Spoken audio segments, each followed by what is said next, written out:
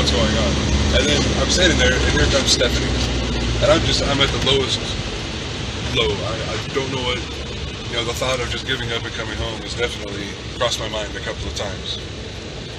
And then here comes Stephanie into the room. She comes in, she goes, "Oh, there you are." And she's like, "Guess what?" I said, "What?" She said, "They found it." It turns out that TT, who was very nice, even though they screwed up in Houston, they were very, very nice. And we were very grateful for how nice they were and how reassuring they were that our dogs were going to be okay. Well, she remembered us because I gave her a giant hug. She was talking on the phone with Stephanie. She asked, "Wait, is this a really tall guy?" And she said, and Stephanie said, "Yeah." This is according to Stephanie. So he said, "Yeah." She's like, "Hold on, let me go look." And she goes looking. Apparently, she finds our original health certificate. What had happened was they taped it onto the dog. The dog boarded the plane for 9:26. That flight was delayed, so they took the dogs off the plane back to the cargo area. At that point, somebody took that health certificate off and threw it somewhere. And then they boarded the dogs again for the 11:15 flight without that health certificate. So now we've located the document, but it's in Houston. We're in Los Angeles. And then this wonderful woman says, "No problem, I'll have it here by 8:15.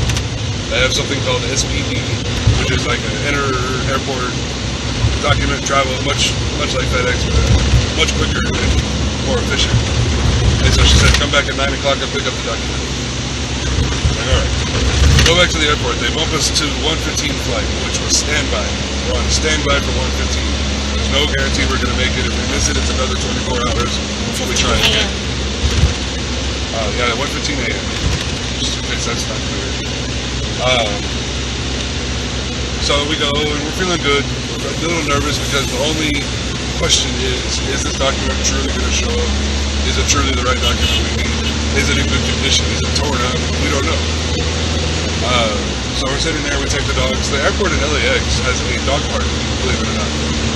And so we took the dogs downstairs to the dog park and let them out of the kennels, let them run around, sat there. We kind of hung out there for like 3 hours. And then I went and caught a shuttle, went over to the Marriott where we stayed the night before, which is across the street from the United Cargo. Ran across the street at 9 o'clock and found out that the plane doesn't land for another 10 minutes. And then it takes like 45 minutes for the documents to be transferred.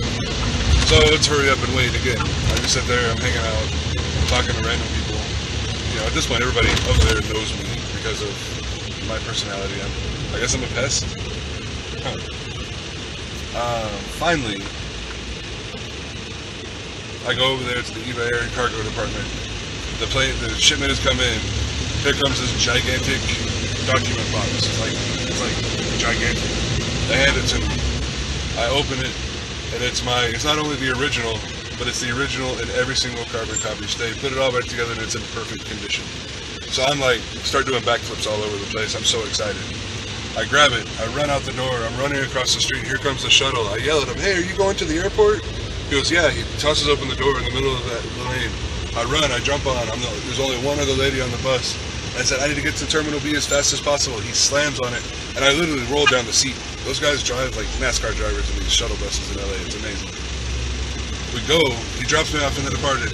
I run over to Diana, and of course I tell her that we don't find the document, and she gets really sad and upset. Like, what are we gonna do? And then I produce it, and we're all happy. I go over to the EVA Air manager who's been working with us all day.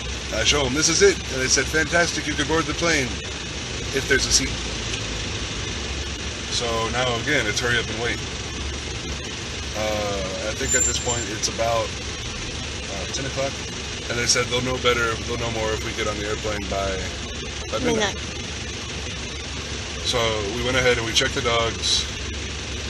So they were being held. If we didn't make the flight, they were going to come back to us. We checked our bags. I mean, they didn't make us wait in line. I mean, they took us in front of everybody else. The manager and like the manager's manager were working on our situation for us. I could really tell that everybody wanted us to make this flight. They were really rooting for us. I don't know if it's because I'm such a pest they wanted me out of their hair, or I really believe it's our first glimpse at what it's like to live in an Asian culture, or at least an Indonesian culture, because they really cared, and they really did. So she said, "Okay, now we got everything ready, we just have to find out." She's telling me we're number 3 on the standby, which she wasn't supposed to tell us. and she said that she's giving us hope, which she's like she's trained not to do, but she says she thinks we're gonna make it. So we go and we sit down, and we're just hanging out. I'm walking around, I get up and I start talking to people like I do. I met an Australian guy. Really interesting. I met two Indian Scottish people.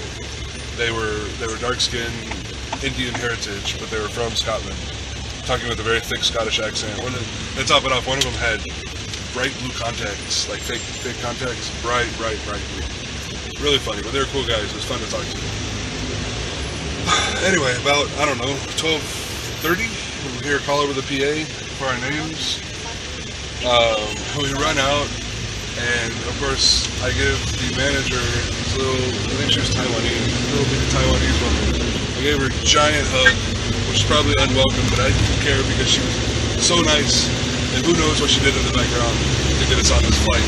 But now we've got 10 minutes to get like a mile away to our terminal to get on the plane. Although I wasn't that concerned because I had a feeling they would have held the plane for us at this point. That's how much they were working with us. So then we get on the plane. It takes off at like 1:30, 1:45, and it's a 15-hour flight to Taiwan. So, uneventful. We meet a really awesome guy who's doing the same thing we're doing. He's a British dude named Mike. He's going to Hong Kong, but I think at some point he's going to meet up with us here in Indonesia. Really cool guy. Had a lot in common. Anyway, so we get to the airport, walk around this Taiwanese airport in Taipei. It's just beautiful. I've got a video of it that I'm going to post.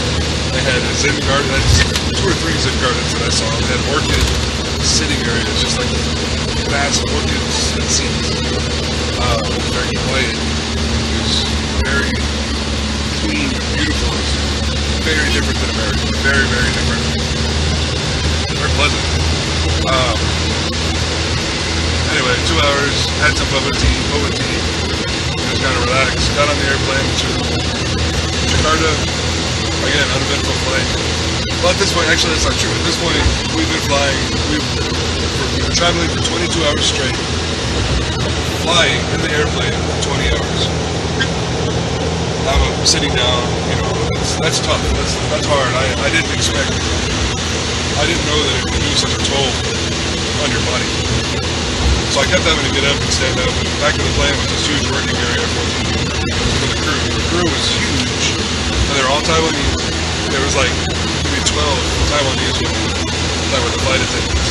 I went back there, and they let me stand in their way. I kept apologizing to them. They were like, no, I'm sorry that you're standing in my way, and I'm trying to push my cart around you. I'm sorry for inconvenience. It was amazing. On an American airline, they'd be like, sir, get your seat now, or I'm throwing you off the plane. But it was really quite awesome. They were talking to me, so I did a lot of time standing up back there.